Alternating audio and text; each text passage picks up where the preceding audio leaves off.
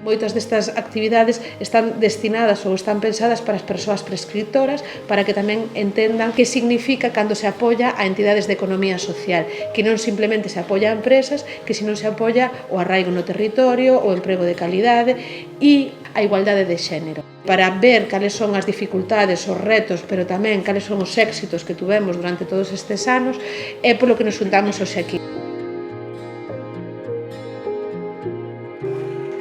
Desde a miña experiencia, non, que levo pouquiño tempo como socia dunha cooperativa, pois é un gusto poder escoitar a mulleres que se levan anos e ademais non solamente desde a fórmula cooperativa, senón de outras das familias da economía social. Si que te das conta de que tes que demostrar máis e que ademais que as túas virtudes ou capacidades a veces non son como as que máis contan, non? O momento de ser nai foi un momento revelador tamén da propia ignorancia, non? De cantas mulleres habría na miña contorna pois con esas dificultades que te atopan eu non me daba conta, non? Para min era unha cousa do pasado e non, isto xa está superado, non? Non é así.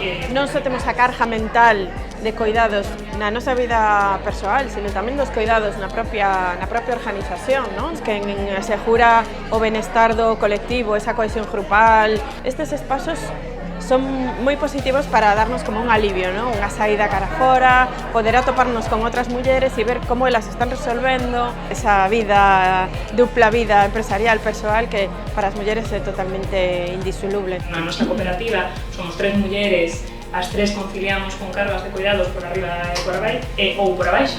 É un espazo onde tes que estirar os tempos, non? Porque os recursos son os que son, pero é verdade que a forma de encaralo é totalmente diferente. Somos 3 socias na cooperativa, entón esa parte da importancia de entender o liderado feminino, como pode facer máis fortes e máis resilientes as organizacións, é moi interesante e moi necesario, non? Porque ao final no día a día todos temos momentos de dúbida e momentos, non, de resolver problemas, pois atopar estas historias é unha forma de facilitar como levar a cabo tamén o noso traballo. As mulleres representamos a metade da man de obra que está detrás da produción dos alimentos do mundo. Non é distinto en Galicia, non é distinto no sector agrogandeiro. Que é o que ocorre no noso sector e no noso mundo, no noso territorio, como en moitos outros sectores? Pois que realmente non chegamos aí onde se toman decisións sobre a nosa vida. Fui recollendo moitas experiencias que me fixeron ver que había que facer cousas, que había que pasar ao activo para realmente comezar a mudar un pouco a perspectiva, con moita paciencia, con moito cariño, con moita ternura tamén, pero pensando no futuro, non? É como poñerte nun espello e ver que non estás soa, que outras mulleres teñen experiencias similares ás túas, con experiencias distintas, pero ao final con pousos moi similares. A economía social nos acolla a todas, nos arroupa e conseguimos medrar cos nosos proxectos non só profesionais, sino incluso vitais.